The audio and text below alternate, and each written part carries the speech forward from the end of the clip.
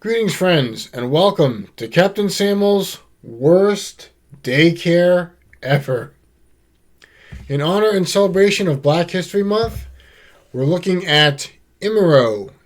It's a seminal work in the sword and soul genre that originally appeared as short stories in magazines such as Dark Fantasy. Now, the author is Charles Saunders, who was born in the U.S. and later moved to Canada, where he lived most of his life. It's set in Nyumbani, which is basically fantasy Africa. Now, the story starts with an exposition about how Imaro's mother refused to marry a man because he practiced evil magic called Machawi. Imaro's mother exposes the man, but while she is in exile, she becomes pregnant with Imaro from a man outside of her tribe, the Ilyasi. So even though Imaro's mom did a good thing, she's still a shamed outcast. Imaro's mother leaves him with the Ilyasi tribe as a little boy and expects them to train him to be a warrior in the tribe, and then she disappears and is never heard from again. The Ilyasi never accept Imaro and play pranks on him that almost get him murdered, and no matter how hard he tries, he can't overcome their prejudice to gain their acceptance. And indeed, Imaro wanders from place to place, visiting a river people with an ancient religion and becoming the leader of some bandits. And despite Imaro's exceptional intelligence, bravery, strength, and basic human decency, and many instances where he saved the day against some kind of evil power, he never fits in wherever he goes. He's hero one minute, outcast the next. His adventures have conventional adversaries like wild animals and rival tribesmen, and supernatural ones like evil sorcerers complete with glowing green tentacles that shoot lasers, and elder goddesses with hypnotic songs that live in deep swamp muck. So in terms of what I liked and didn't like about the book, the start of the book is the weakest part. The lore dump about why Imaro's mom had to leave him was unclear, and it felt like she just abandoned him because plot reasons. But after that first 2 pages, this book was excellent. The adventures are weird, fast-paced, and full of fascinating lore based on Africa. And when I say fast-paced, I mean it.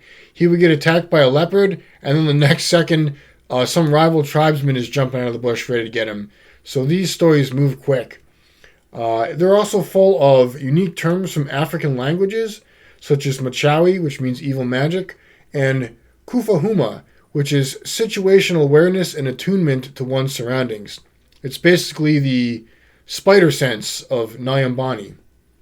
Now, sometimes I did get a little lost with all the terms and characters with some similar sounding names, but fortunately there's a glossary in the back, and that was helpful.